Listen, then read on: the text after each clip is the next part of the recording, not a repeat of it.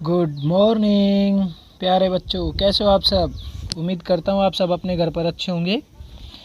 तो आज हम फिर आपके सामने एक नई वीडियो लेके आए हैं क्लास 7 से ही, लेसन नंबर 10 भूगोल में।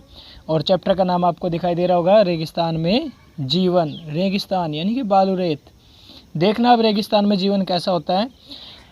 लेकिन चैप्टर शुरू करवाने से पहले मैं आप सब बच्चों को बता देना चाहता हूँ, जो बच्चे चैनल पर नए हैं वो चैनल को सब्सक्राइब करें।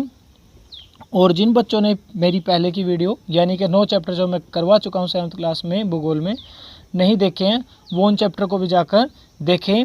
और मैंने सिंपल तरीके से आपको समझाया है ताकि एक कमज़ोर से कमज़ोर बच्चा भी आसानी से वीडियो को देखकर एसएस को आसानी से समझ सके और अपना सामाजिक अध्ययन पूरा कर सके।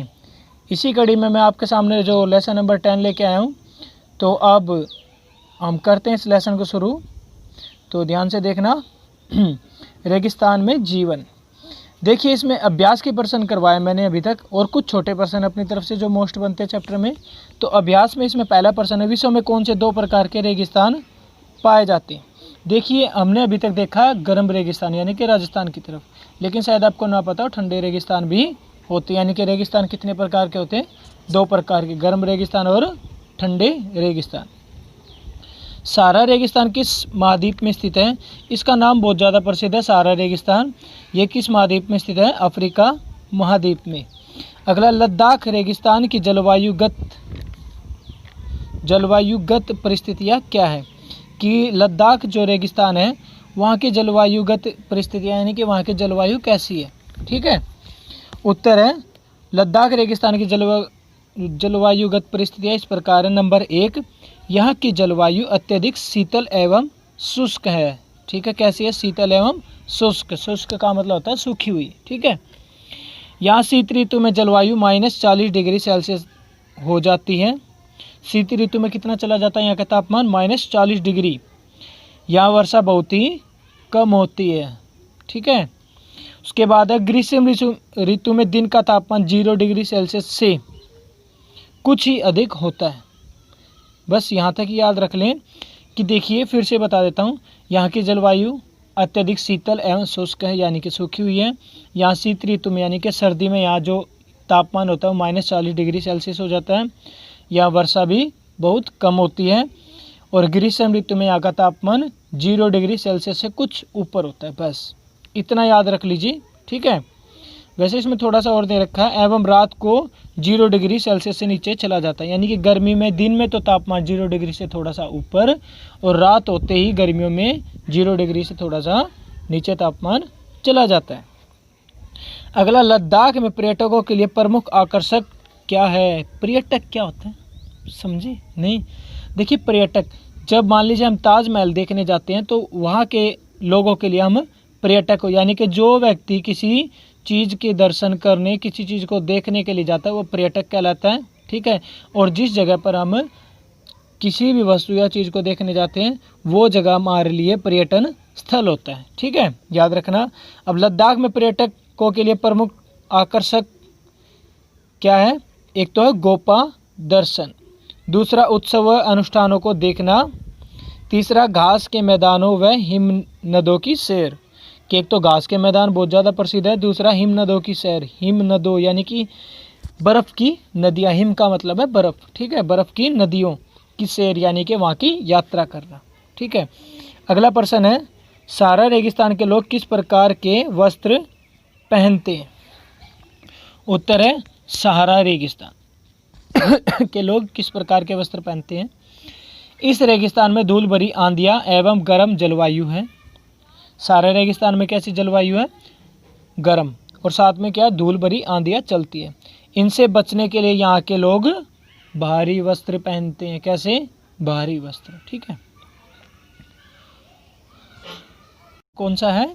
लद्दाख में उगने वाले पेड़ों के नाम बताएं। लद्दाख में उगने वाले पेड़ है सरपत, जिसको हम कहते हैं विल्लो। ठीक है, पॉपुलर, सेब, खुमानी और अखरोट। आपको सरपत यानी कि विल्लो के बारे में एक बता देता हूँ। विल्लो जो पेड़ है इसकी लकड़ी से बहुत अच्छी क्वालिटी का बैट बनता है, यानी कि क्रिकेट का जो बैट होता है वो विल्लो लकड़ी से बनता है। ठीक है, कारण बताओ में आपके प्रश्न है, रेगिस्तान में अत्य अल्प वनस्पति होती है, यानी कि रेगिस्तान में अत्य अल्प का मतलब है बहुत ज़्यादा कम वनस्पति होती है। क्यों, कारण बताएं। यहाँ की जलवायु अत्यधिक गर्म एवं शुष्क है। अत्यधिक गर्म होती है, बहुत ज़्यादा गर्म होती है ना, एवं शुष्क यानी कि सूखी होती है, इसलिए यहाँ बहुत ही कम वनस्पति होती है। ठीक है, क्योंकि वनस्पतियों को उगने के लिए पानी की आवश्यकता पड़ती है। अब यहाँ की मिट्टी में ज़्यादा पानी होता नहीं, इस कारण से यहाँ पे कम वनस्पतियाँ उगती हैं। अगला प्रश्न है, सहारा रेगिस्तान के लोग भारी वस्त्र पहनते हैं, कारण बताएं। सहारा रेगिस्तान में जलवायु अत्यधिक गर्म और शुष्क है। कैसी जलवायु, अत्यधिक गर्म और शुष्क। यहाँ तेज़ गर्म आंधियाँ आती हैं।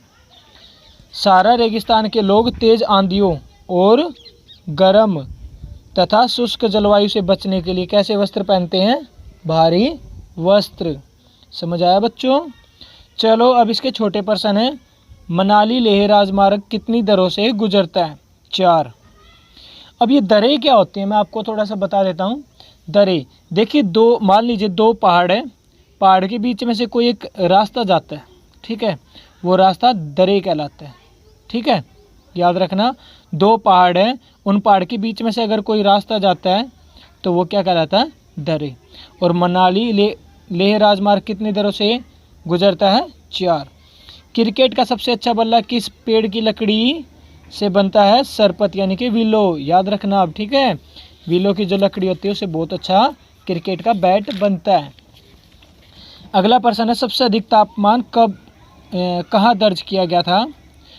देखिए, सबसे अधिक तापमान 1922 में सहारा के दक्षिणी भाग में स्थित लीबिया में दर्ज किया गया था। कब किया गया था, 1922 में सहारा के दक्षिणी भाग में स्थित लीबिया में। पृथ्वी के सबसे ठंडे स्थानों में से एक का नाम बताओ, लद्दाख में स्थित द्रास। पृथ्वी के सबसे ठंडे स्थानों में से एक का नाम बताओ, लद्दाख में स्थित द्रास। अगला प्रश्न है, सहारा रेगिस्तान कितने देशों से घिरा हुआ है, 11 देशों से। कितने, 11 देशों से, याद रखना। ठीक है, विश्व का सबसे बड़ा रेगिस्तान कौन सा है, सहारा रेगिस्तान। अगला प्रश्न है, लद्दाख को और किस नाम से जाना जाता है। ये बड़ा अजीबोगरीब प्रश्न है, लद्दाख को किस नाम से जाना जाता है। इसका उत्तर अजीबोगरीब है, खापा चांद। क्या नाम है इसका, खापा चांद, लद्दाख को ही कहते हैं। ये था हमारा लेसन नंबर 10। अगर आपको कोई भी डाउट हो किसी भी प्रकार से तो आप हमें कमेंट बॉक्स में लिखें ताकि हम उसका जवाब आपको दे सकें। मैं हमेशा कोशिश करता हूं कि एक सिंपल सा तरीका बच्चों के सामने रखूं ताकि बच्चे आसानी से समझ सकें, क्योंकि कुछ बच्चे तो ऐसे होते हैं जो बड़ी ध्यानपूर्वक पढ़ते हैं जिससे वो आसानी से किसी भी चीज़ को समझ लेते हैं, लेकिन कुछ बच्चे ऐसे भी होते हैं जिनको बार बार समझाने के बाद थोड़ा बहुत समझ आता है। तो मेरा मोटिव यही है कि मैं एक कमज़ोर से कमज़ोर बच्चे को भी आसानी से समझा सकूं। और फिर मैं आपको बताता हूं कि अगर आपको वीडियो अच्छी लगी हो तो आपका एक प्यारा सा कमेंट और लाइक का बटन दबाएं। साथ ही साथ अगर आप हमारे चैनल पर नए हैं तो चैनल को सब्सक्राइब करें और ऐसी ही धमाकेदार शानदार वीडियो पाने के लिए हमारे साथ बने रहें। आपका बहुत बहुत धन्यवाद। और अपना ख्याल रखिए, अपने माता पिता का ख्याल रखिए और जिसकी भी हो सके मदद किया करो। मदद करना एक बहुत अच्छा काम होता है। तो इसी के साथ वीडियो समाप्त करता हूँ। जय हिंद, जय भारत।